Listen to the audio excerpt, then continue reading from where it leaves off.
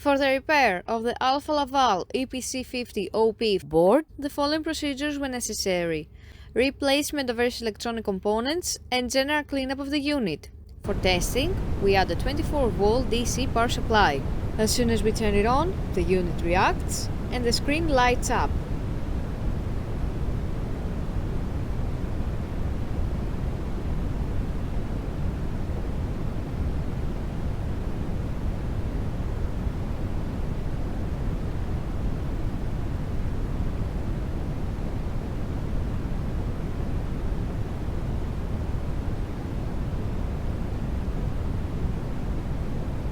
The error message is due to lack of additional units, so no further testing is possible.